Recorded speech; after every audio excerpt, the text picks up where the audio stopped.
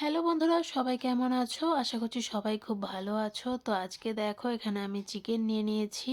তো আজকে তোমাদের সাথে শেয়ার করব চিকেনের এমন একটা দারুণ রেসিপি যেটা রুটি পরোটার সাথে সহজেই তোমরা বানিয়ে খেতে পারবে। আর এই রেসিপিটা ভীষণ টেস্টি হয়। তো চটজলদি কোনো রকম ঝামেলা ছাড়াই আজকের এই চিকেন রেসিপিটা তোমরা বানিয়ে নিতে পারবে। তো চলো ভিডিওটা পুরোটা দেখতে থাকো। ভালো লাগলে লাইক কমেন্ট আর বন্ধুদের সাথে শেয়ার করে দিও। আমার চ্যানেলটাকে সাবস্ক্রাইব করে রেখো। তো এখানে দেখো চিকেনটাকে ভালো করে পরিষ্কার করে নিয়েছি, আর চিকেনের পিসগুলোকে ঠিক এরকম টুকরো টুকরো করে নিতে হবে এই রেসিপিটার জন্য।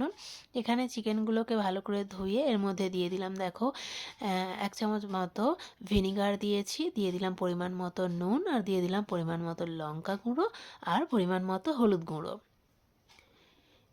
এবার দেখো এখানে আমি পেঁয়াজ কুচি করে রেখে দিয়েছিলাম, সেই পেঁয়াজ কুচিগুলোকে সবগুলোকেই আমি চিকেনের মধ্যে দিয়ে দেবো।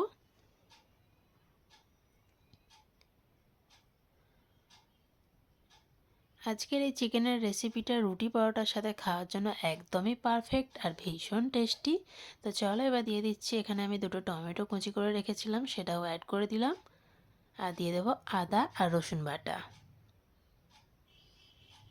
হাতে কম সময় থাকলে আজকের এই রেসিপিটা তাহলে অবশ্যই ট্রাই করো।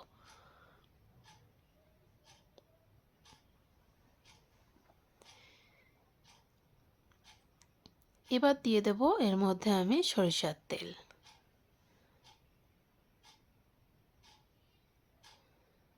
তো চিকেনটা ম্যারিনেট করার সময় তোমাদের কাছে যদি ভিনিগার না থাকে তাহলে অল্প একটু লেবুর রসও অ্যাড করতে পারো। তো চলো এবার চিকেনটাকে বেশ ভালো করে সমস্ত উপকরণের সাথে মিক্সড করে ম্যারিনেট করে নেব। তো ম্যারিনেট করা আমার কমপ্লিট। এবার এটাকে আমি কিছুক্ষণের জন্য রেখে দেব।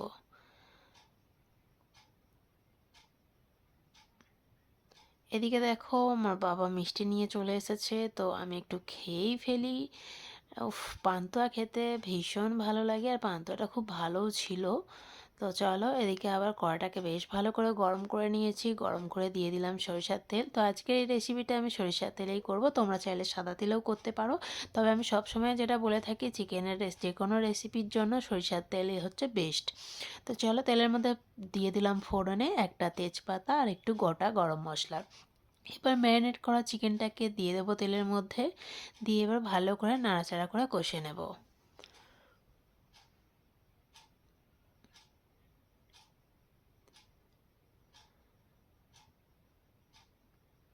তো এবার আমি দিয়ে দিচ্ছি সামান্য একটু কাশ্মীরি রেড চিলি পাউডার কালারের জন্য। এটা তোমরা ইউজ করতেও পারো, আর না চাইলে স্কিপ করতে পারো।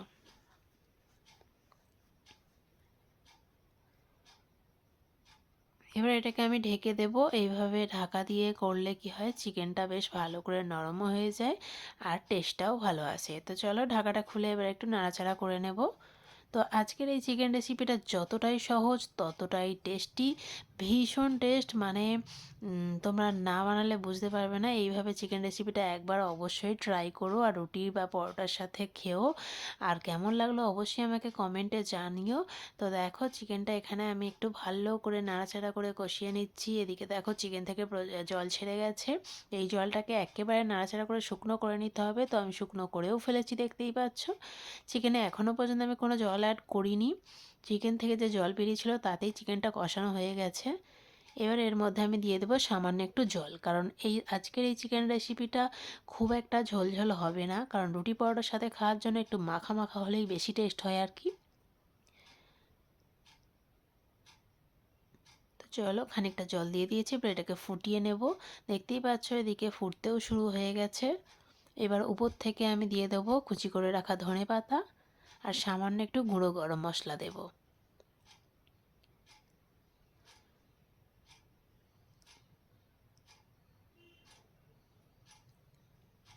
এবার এটাকে ভালো করে নাড়াচাড়া করে একটু ফুটিয়ে নিলেই আজকের রেসিপিটা আমার একেবারে কমপ্লিট। যে চটজলদি চিকেন রেসিপিটা তোমাদের কেমন লাগলো অবশ্যই আমাকে কমেন্টে জানিও, আর ভালো লাগলে ভিডিওটা শেয়ার করে দিও, আর লাইক আর কমেন্ট করতে একদমই ভুলো না, আর আমার চ্যানেলটাকে সাবস্ক্রাইব করে আমার পাশে থেকো। তো চলো রেসিপিটা কমপ্লিট, ঢেলে নিলাম। তো দেখো রেসিপিটা শুধু দেখতেও ভালো নয়, খেতেও কিন্তু ভীষণ ভালো। আজকের মতো এই পর্যন্তই, টাটা।